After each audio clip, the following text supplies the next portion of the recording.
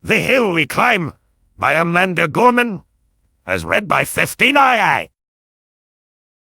When day comes, we ask ourselves, where can we find light in this never-ending shade? The loss we carry, I see we must wait, we brave the belly of the beast. We've learned that quiet isn't always peace, and the norms and notions of what just is always justice. And yet the dawn is ours before we knew it. Somehow we do it. Somehow we've weathered and witnessed a nation that isn't broken but simply unfinished. We the successors of a country and a time, where a skinny black girl descended from slaves and raised by a single mother can dream of becoming president, only to find herself reciting for one. And yes, we are far from polished, far from pristine, but that doesn't mean we are striving to form a union that is perfect. We are striving to forge a union with purpose to compose a country committed to all cultures, colors, characters, and conditions of man. We are striving to forge a union with purpose to compose a country committed to all cultures, colors, characters, and conditions of man. And so we left our gazes not to what stands between us but what stands before us. We close the divide because we know to put our future first, we must first put our differences aside. We lay down our arms so we can reach out our arms to one another. We seek harm to none and harmony for all. Let the globe, if nothing else, say this is true. That even as we grieved, we grew. That even as we hurt, we hoped. That even as we tired, we tried. That we'll forever be tied together victorious. Not because we will never again know defeat, but because we will never again sow division. Scripture tells us to envision that everyone shall sit under their own vine and fig tree. And no one shall make them afraid. If we're to live up to our own time, then victory won't lie in the blade.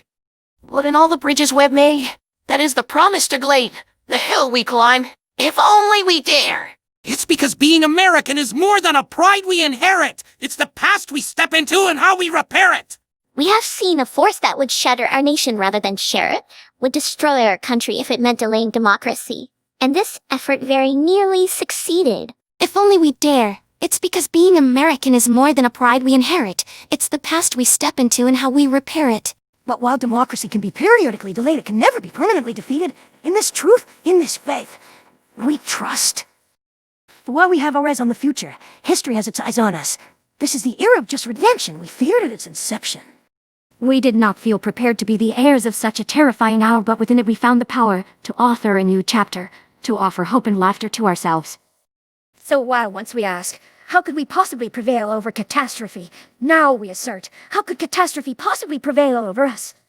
We will not march back to what was, but move to what shall be a country that is bruised but whole, benevolent but bold, fierce and free. We will not be turned around or interrupted by intimidation because we know our inaction and inertia will be the inheritance of the next generation. Our blunders become their burdens, but one thing is certain. If we merge mercy with might and might with right, then love becomes our legacy and change our children's birthright. So let us leave behind a country better than the one we were left with every breath from my bronze-pounded chest. We will raise this wounded world into a wondrous one. We will rise from the gold-lipped hills of the west. We will rise from the windswept northeast where our forefathers first realized revolution. We will rise from the lake-rimmed cities of the midwestern states. We will rise from the sun-baked south. We will rebuild, reconcile, and recover in every nook of our nation and every corner called our country. Our people diverse and beautiful will emerge, battered and beautiful when day comes we step out of the shade, aflame and unafraid. The new dawn blooms as we free it, for there is always light, if only we're brave enough to see it, if only we're brave enough to be it. Of our nation and every corner called our country, our people diverse and beautiful will emerge, battered and beautiful. When day comes we step out of the shade, aflame and unafraid.